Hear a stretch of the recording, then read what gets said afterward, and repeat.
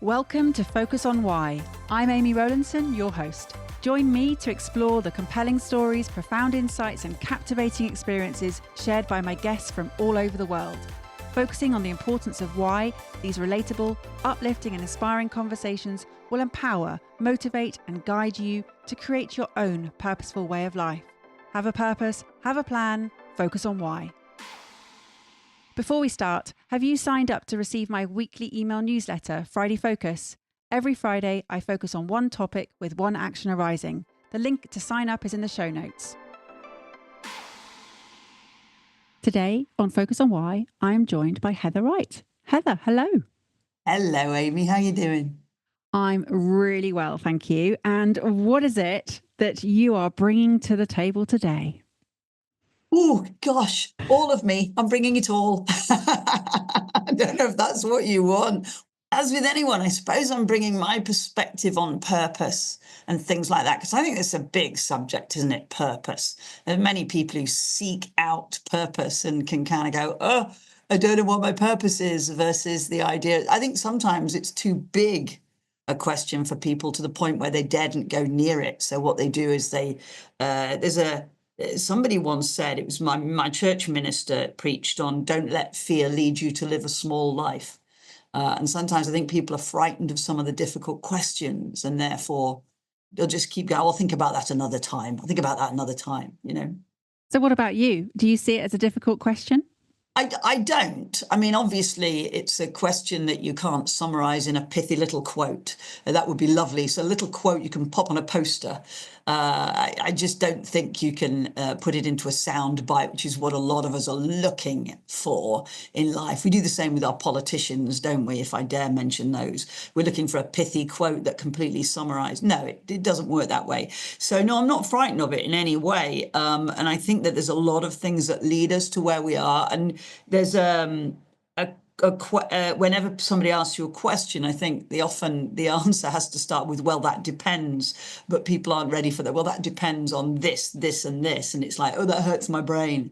But I'm not frightened of it at all, and I think there's a lot of different aspects of my life that have got me to where I am now, and I hope will continue to get me to wherever it is I'm continuing to go as I move through however many years I have left. And is that a defined destination for you? No, not really. There's the thing you do while you're moving through, and there's a way of manifesting that core. So for me, I think of a model that I call core and strategy, which in my head looks like a donut. That central piece, it's not a whole, but that central piece is your core, who you are, your identity. I think that's really, really important. And then outside, the outer circle is your strategy. And the strategy is the piece that changes, and it can change constantly as we go through life, or maybe it's just tweaked. Sometimes people they talk about, certainly actors and singers reinventing themselves, don't they?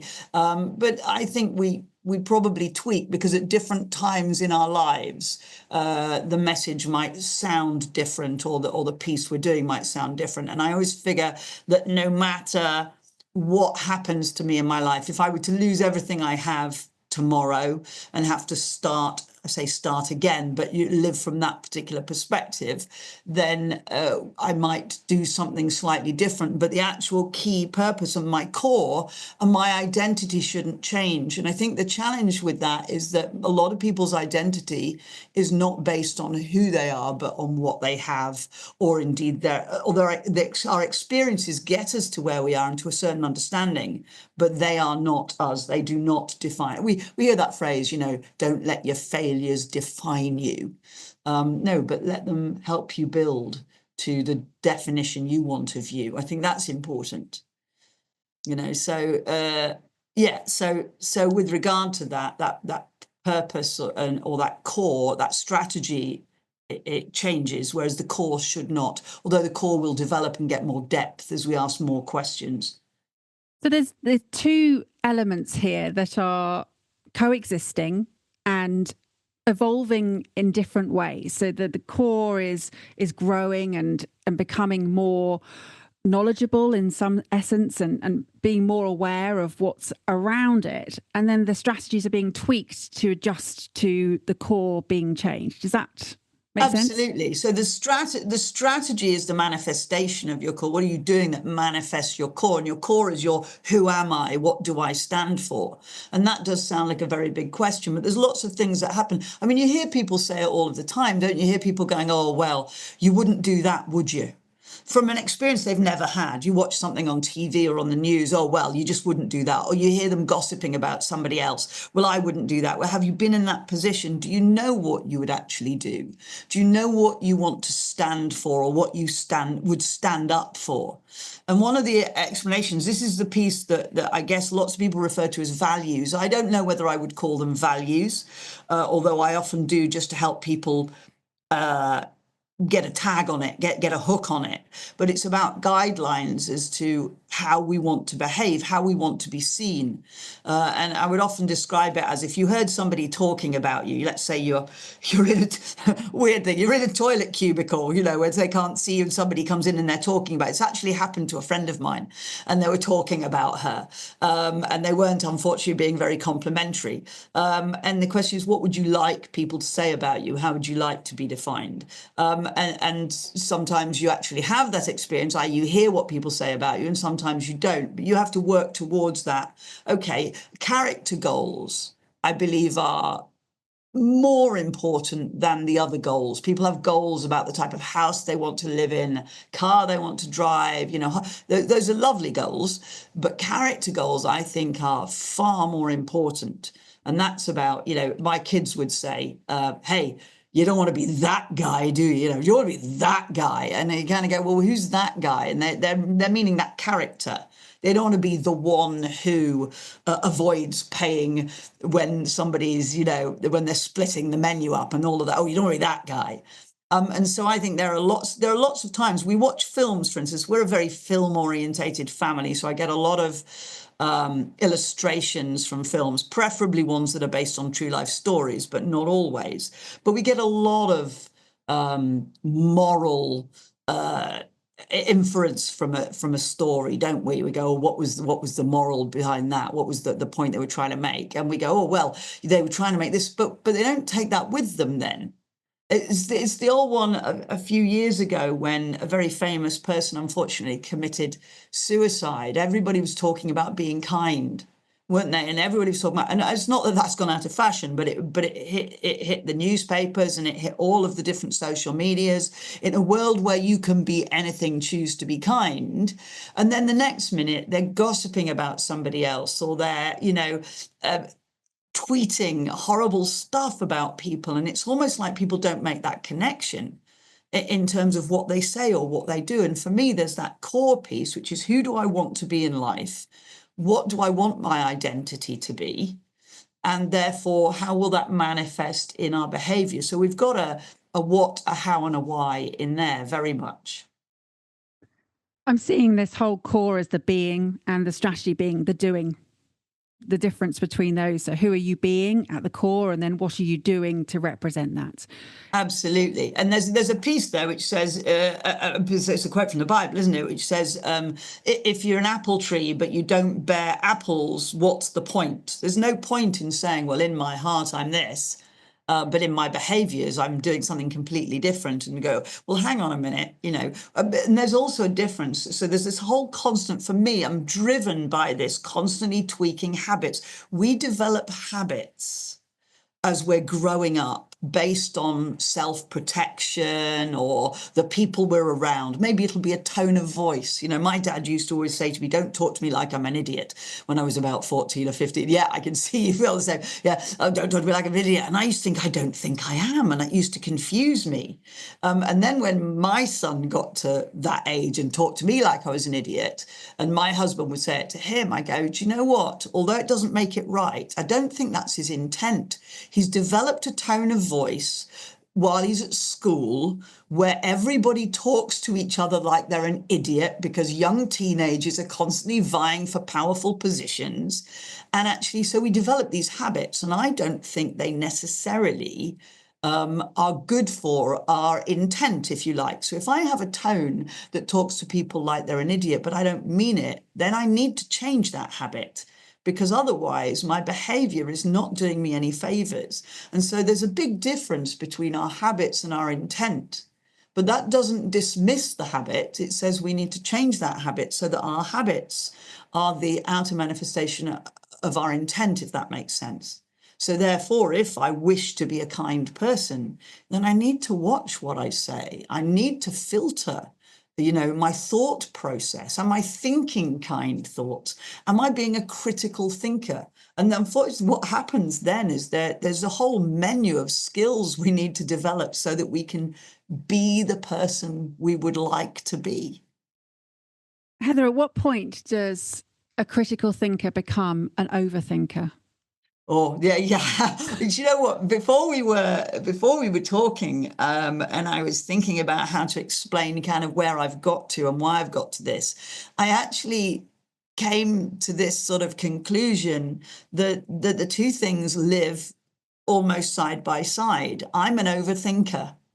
I'm an absolute overthinker, and then I suffer a little bit from overwhelm. But then I have to develop strategies. So that overthinking meant that when I was 16, 17, 18, I went through a bit of a crisis. Not a big deal. And I know you've had people on the podcast who have had these very dramatic things that have happened to them. This is just, I would suggest, a typical teenage angst. Okay, that then led to me. I did take an overdose, but the intent was not to take an overdose. The intent was actually to calm my brain down, and I overdid it. So unfortunately, this isn't a dramatic story. It's more a tale of stupidity more than anything else. But it was a sharp wake-up call. And then later on, that reflection of fear of what people thought of me, too much overthinking, trying to be something I'm not, all of that stuff that actually I think a lot of teenagers go through. So I'm not kind of claiming this to be my dramatic story. I just, it had a few unfortunate things that happened. But those things led to me thinking, right, I need to learn how to think. I need to learn how to think. And at the time when that realization came to me, and it was no doubt by something somebody said, and I do vaguely remember a particular person saying to me, you need to change the tape that's going on in your head. There's an old-fashioned reference, a tape, the tape that's going on in your head. And I said, what do you mean by that? They went, you need to change the way you think. And I remember at the time going, you can't. Your thoughts are just, they're just all over the place. You can't control your thinking. And that led me into the field that I'm a little bit obsessed with now, which is neuropsychology. So I then started studying the brain and how we think, and then how we can rewire ourselves so that we can change the way we think. And then that got me into this idea of habit change. And I started studying psychology and, like I say, neuropsychology, and then behaviours and habits. And those all came together. So that overthinking in the first place actually turned into a good thing. But we have to, like anything, when we overdo something, it can be harmful. So there's that point where we go, at what point am I overthinking, and at what point am I critically thinking? And that critical thinking, there's a great quote, I can't remember whether it's Aristotle, but one of those dudes who said, a life that is an unexamined life is not worth living. And it's that actually there's an examination, and there are times when I know I'm overdoing it and I kind of go, right, but because of that study, I know what to do with it. I know how to move myself away from it at least 90% of the time. There's the odd 10% when I go down that rabbit hole and go, oh God, no. And luckily I've developed friendships that I can call on and go, I've gone down a rabbit hole. Come on, you get hold of my legs and pull me out and give me a good slapping, if you like, So, but there does need to be if for fear of overthinking, if we don't critically think, then we're missing out on a much less biased way of being. It's that piece of our narrative in our heads. We think the way we think because it feels more comfortable versus whether or not it's helpful, and also whether or not it's, and I'm going to use the word, the truth there, in knowing that I'm in a world where there are so many shades of grey, it's unbelievable. There's lots of variables. And when I actually started studying psychology, the first piece of studying any form of psychology is when you start understanding the variables. And I remember it slightly blowing my mind, which is why the answer to most questions are, well, it depends.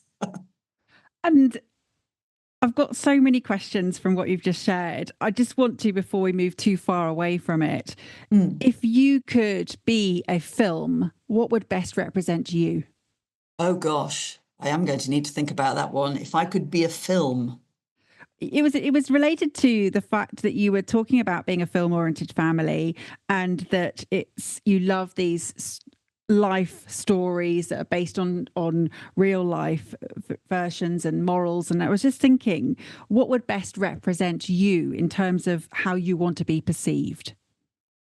Oh, there's other that's blown my mind a little bit, because there's different question from what is your favorite film Very and different. why, Yes. Yeah. versus the what would best represent you. And I don't think I have an answer, but that will plague me all night now, and I will come up with You're an answer. welcome. But yeah, thanks for that. Cheers. But I do have a what's my favorite film, and it does.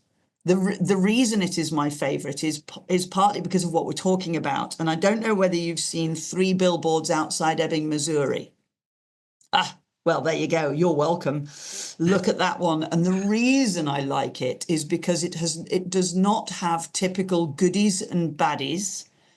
It is not, it feels like when you're going into it, it's about who done it. So there's been a murder.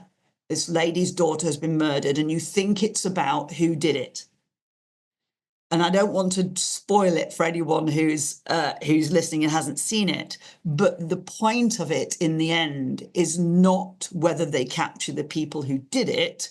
It's the character development of the person who's perceived to have been wronged, who is not necessarily a likable character, and the person who's supposedly the baddie, and the way they change the way they think.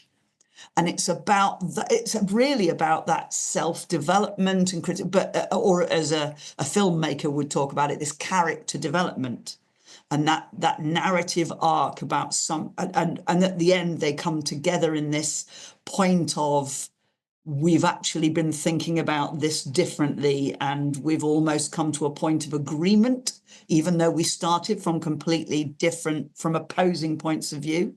And for me, it's an amazing film. And there's bits in it every time I look at it, every time I watch it, that I see slightly differently. So it's one you can watch many times. Whereas, of course, if it were just a whodunit, it would be spoiled by at the end of it going, oh, well, I know who did it. When someone halfway through the film goes, oh, yeah, and you go, don't tell me.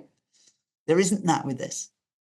So with all of that on board of what you've just shared, what I'm hearing is that you like that film. It's your favourite film because there is a point to it. There's this element of justice and dispelling of bias and assumptions, and that there is a strong connection that you have with people that you didn't necessarily form a bond with, and that there's this incredible understanding and growth and learning from it.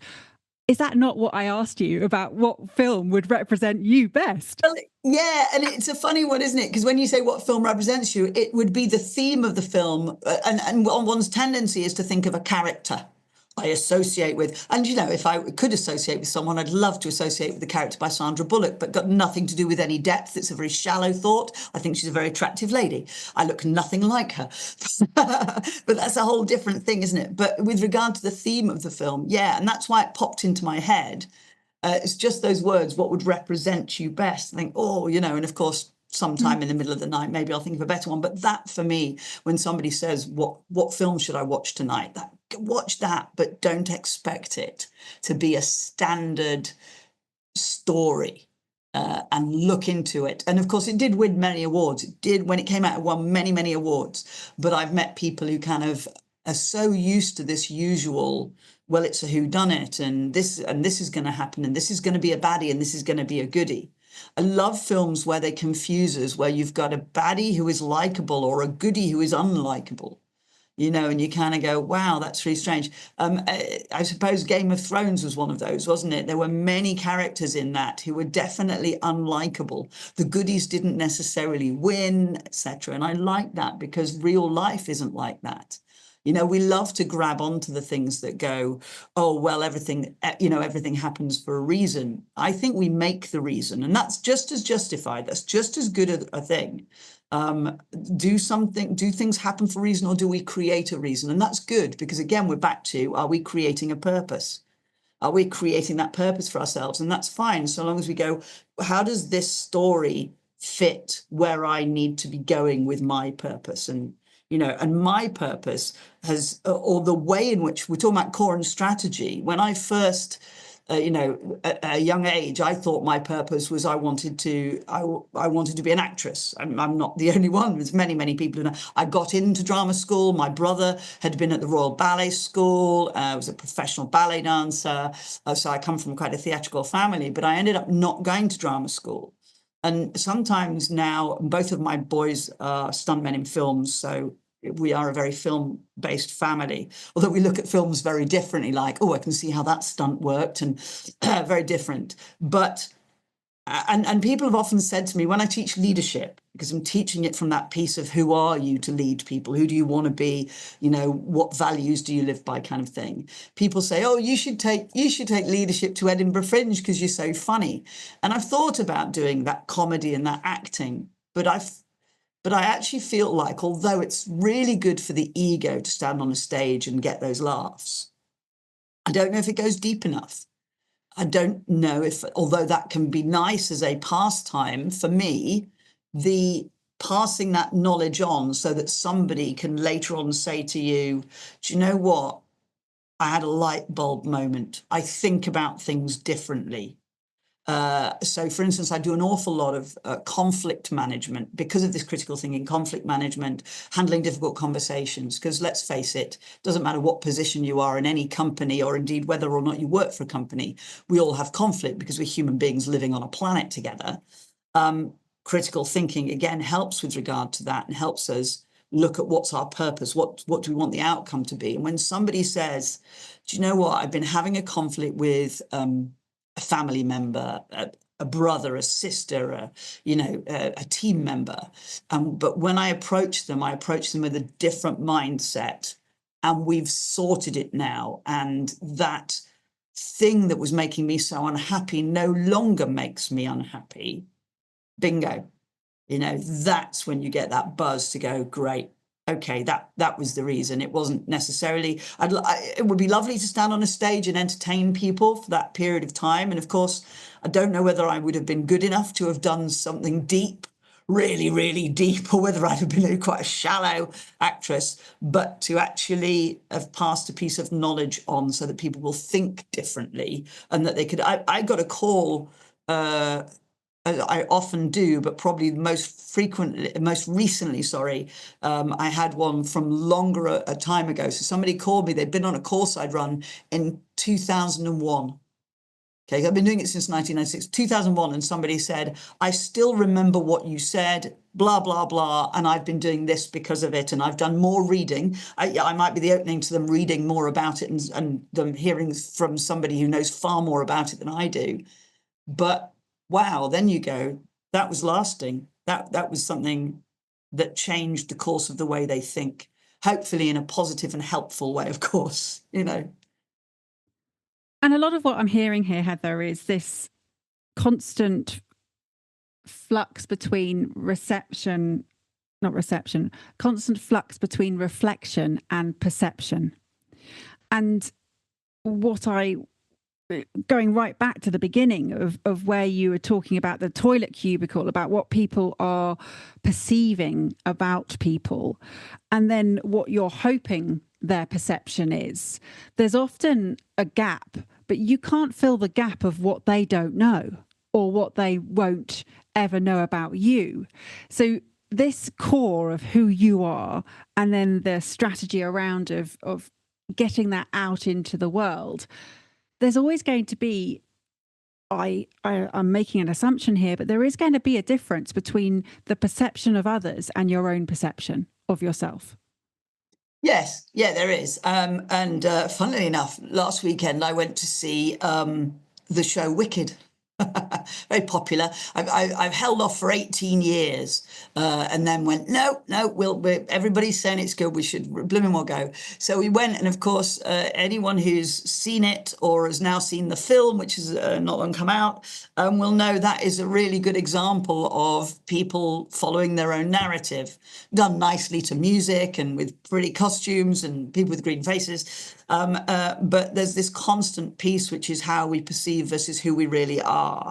But for me, there's a piece where I think you can narrow the gap so that you don't fall into a trap. So it's very easy to go, well, people believe this of me, so stuff them, I'm going to do it anyway, versus the thing that says, what is it that I'm doing? What habit have I got? If that is not my intent, what is my habit that is giving them that impression? And I meet leaders, for instance, who are very unself-aware, who talk too brusquely, who make decisions without explanation, and they've got a really positive intent, but they really have no idea about the shadow they cast with their behaviours.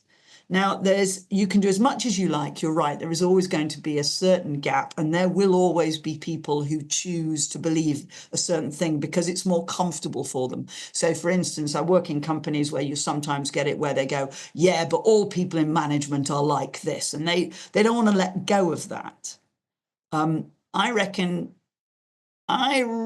with the right teaching and training and development, you can change around maybe 90% of that ish. And that, believe me, that is just a figure I plucked out of the sky, but I'm going to go a high amount. You can change the way people think. And the longer you spend with them, the longer you can do that. But there will always be a certain percentage who just get joy out of sticking with the way they are and are frightened to think differently. My husband was a criminal psychologist working in prisons, and he used to work with people who'd done some horrendous things.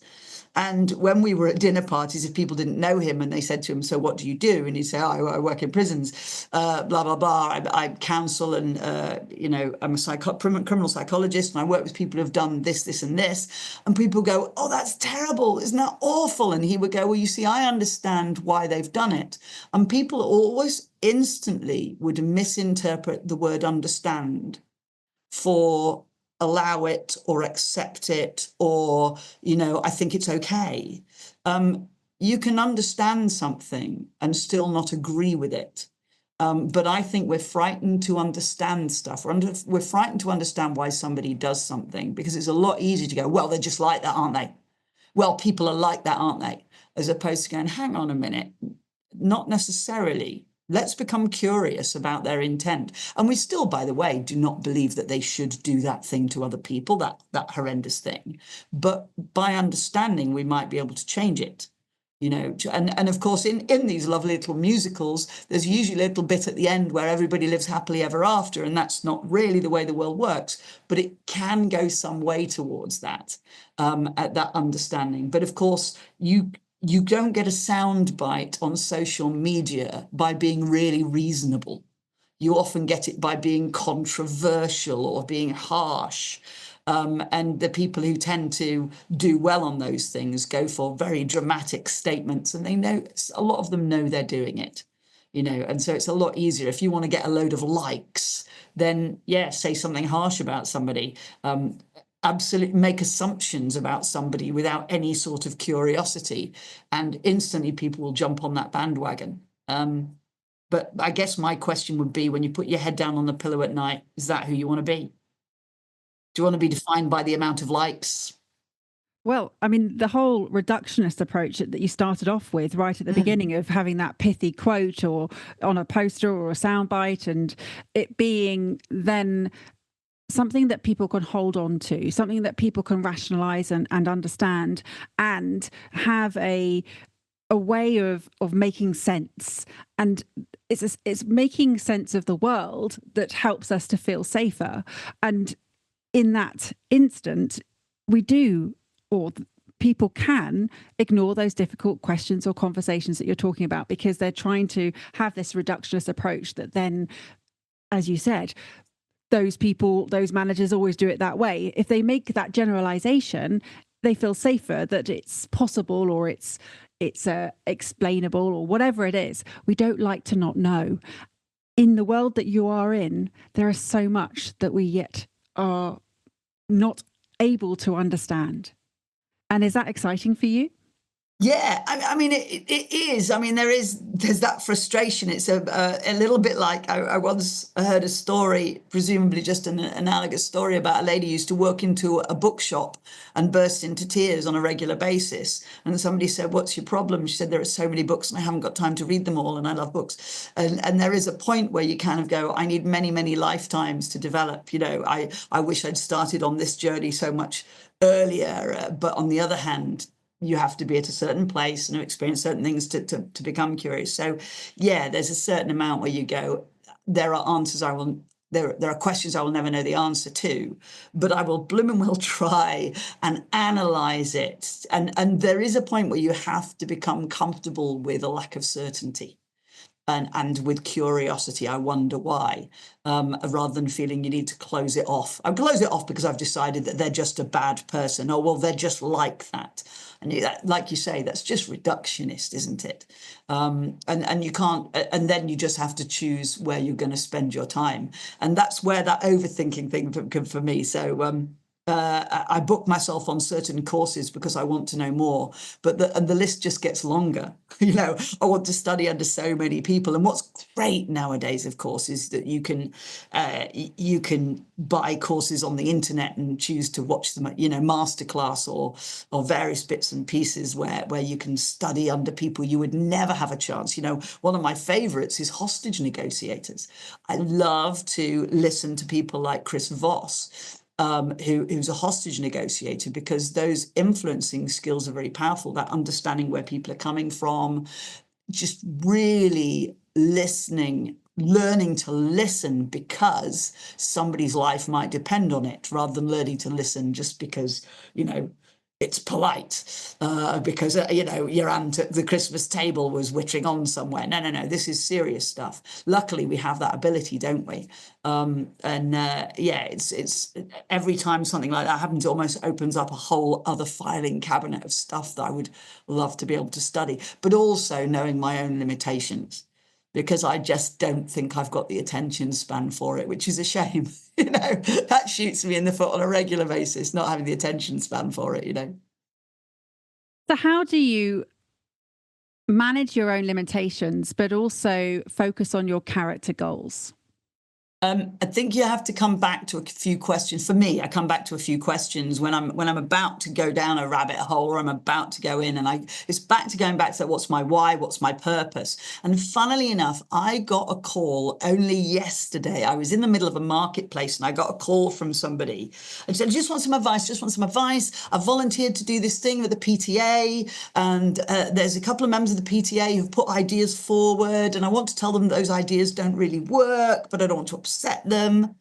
And I said, have you at any point determined the why behind the reason you've decided to create this ball for raising money?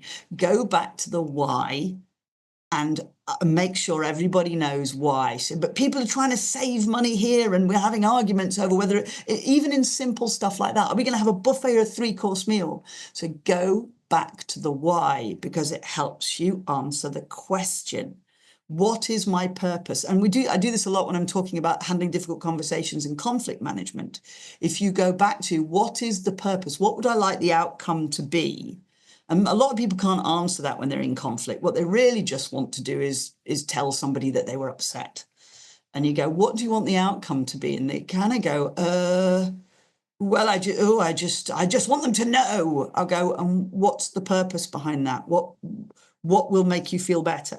And a lot of the time, if you go back to the purpose, it changes your approach for how you're moving in, stops you just going in and ranting at somebody, because you're just actually, your purpose is emotional versus logical, and you have to do both. So when I'm down that rabbit hole, or when there's all of those things, I have to go back to the purpose, because otherwise it'll be easy for me to decide to learn something, or go on a course about something, or read a book about something that is is not necessarily helping me with a purpose, but it's interesting maybe, but it's not going to get me anywhere. So I think going back to that, and isn't that strange, me being on this particular podcast, but I do think it's so important. And it's funny that I didn't plan on saying that. I love it. I love it, Heather. Tell me, you've used the word purpose, outcome, point, reason, strategy, approach. Do you see them as interchangeable, or are they different in different contexts? Yeah, they're nuanced, aren't they? They're nuanced. And again, we're back to language. One of the other obsessions I have is language. It's the way we communicate, but we often communicate so badly. And if you take a great writer, and I know you and I are big fans of Aaron Sorkin as a great writer chooses a particular word to make a particular point. And so these words are all interchangeable. So if I ask somebody, let's say I'm doing some coaching and I ask them what their purpose is, but then I ask them what outcome they would like, or I ask them because we have at least 4 different goals most of the time when we're having a conversation. We've got the actual topic goal, but we've also got a relationship goal. I don't want this person to think I'm an idiot. I don't want this person to think I'm a bad person. Then we've got an identity goal. I don't want to feel this way, blah, blah, blah. And, so, and we have at least 4 different goals at any one time. And then we have a if you like, a plan goal, which is I feel it ought to go this way. They ought to let me speak. Or they could speak first and then so we have lots of goals, but we don't realize it. And they are just slightly nuanced. So as a coach, when I'm coaching somebody, if I've asked a particular question, I might ask a question that seemingly on paper looks like the same thing, but it will get a different answer. So yeah, and strategy is absolutely different from purpose. And some people get obsessed with the strategy. Let's say, for instance, that you wanted to lose weight and the strategy was to go to the gym, but you're going to the gym and eventually you become slightly obsessed with going to the gym. And so you're busy saying to, well, I really must go to the gym today. I have to go to the gym. Wait a minute. The losing weight thing was the reason you were going to the gym. So it might be that today, because you've got an injury, going to the gym isn't the right thing, but it might be nutrition instead. But we get obsessed sometimes with the strategy and we lose that sense of what was the reason I was doing it, if that makes sense. It does. And you said you were obsessed with neuropsychology. So how does that fit in here? Well, the brain is such a complicated thing in psychology, and there's so many variables. Psychology is a weird kind of science because there's always it depends. And again, we like to shortcut it. So the neuroscience fits in with this. And one of the things that I find is useful, and I do reduce my ability, I do reduce the way in which I teach people how the brain is wired, just to make the point of how we can rewire the brain, even though, and I've done a lot of teaching in hospitals and things like this. And every now and again, in fact, quite regularly, I'll say to, a group of leaders, how many people here have studied neuroscience? And of course, I'll end up having a brain surgeon in the room. That makes me very nervous. Very nervous. I go, oh, blimey the heck, I can't start teaching the brain to this person. So we have a little conversation at the break with this acceptance of, far more about this than I do, but can we take this as a model and how it works? And I see my job in teaching or in finding out about neuroscience is to at least know when to stop. I don't want to become a brain surgeon, but also to know that I don't know it all, and to know that I am teaching maybe an oversimplified model. But when I go to someone who knows more, to say to them, just make sure I'm not deviating. I'm not taking this partial information and incorrectly teaching it to a point where I'm actually doing people a disservice. And the nice thing about having, a neurosurgeon on a course is that they're able to keep me in check with regard to that. But then the nice thing is, because they are so deeply involved in that, I can make links to stuff at a higher level that they may not have seen, because they have such a specialism on it. So I've done stuff on mindset and resilience with people in the room who have studied the brain and have done brain surgery for 20 odd years. but have studied the physicality of the brain, but not necessarily how we work on our resilience and our self-talk and how we can rewire it in that way. So, like I say, it always makes me that little bit nervous, because I make the mistake of thinking that because they've got such a depth of knowledge on it, that there's nothing else, there's no links I could make for them. But I can, and maybe it's deliberately not going into that depth so that I can have a higher level view. Because the people on my courses don't want to be brain surgeons. I'm not, it's truth, I'm not teaching that. I'm teaching them how to be better leaders, or how to have a great mindset for high performance teamwork or sport or whatever. Heather, there's a phrase which is often used, which is a jack of all trades is a master of none. But there's another line to that phrase, but oftentimes better than a master of one. And this is what you've just shared then, having the ability to pull on all these different strands and not be so niched in one space gives you this incredible perspective. And we've talked about lens, and the lens that your family has when watching films is very different to another family. And it is about having different perspectives, and negotiators such as Chris Voss, who has this incredible ability to do what he needs to do in his world and see different perspectives and understand how to listen. Oh my goodness, I'm now going off on a rabbit hole. We could talk for ages on this topic, and what you have done is certainly been that instigator of thought of where what you have shared today is going to be relevant to the listener, what it is that they're going to have as a reflection with action and then take on board. It could be that, just like you just shared, 2001, you had a talk and they're still thinking about it. There'll be something that you've shared today that people in however many years will come back and say, I heard you on a podcast, Heather, and you were sharing this and it's got me and taken me here and blah, blah, blah. How could people reach out and connect with you so they can share what they've taken away with you? Oh, I would love them to do that. And they can do it by lots of different means. Nowadays, our social media is brilliant. So I have a Facebook page, Heather Wright Live and Kicking. I have a YouTube channel called Heather Wright Live and Kicking. I was a martial artist, by the way. That's why the live and kicking. And also me being quite an energetic presenter is why live and kicking. Or they could just send me an email at heather.wright@advance-performance.co.uk. Any of those mediums, it would be great to hear it. Or if somebody had more questions, the whole point of a YouTube channel are those tiny little sound bites, aren't they? So I think I've now done over 300 different videos, but they cover lots of different things, and some of them are less than a minute. You're not going to get a lot of depth in a minute, but hopefully it'll make you think. And then some of them are a little bit longer. Amazing. Well, all those links are in the show notes, and I'm sure you'll get people who want to ask you questions, and especially around the difficult topics such as purpose, and the whole critical thinking concept is huge in itself, and leadership and how it all connects. Heather, thank you for sharing who you are and your identity and the strategy around that, which is ever tweaking and changing and evolving. And I'm sure there will be so many elements here that you're now going to go off and think about and overthink, and taking you into the overwhelmed stage. But no, it is incredible, this topic. So thank you for sharing. What would you like? Yeah, thank you. What would you like to say as your final words to the listener, please?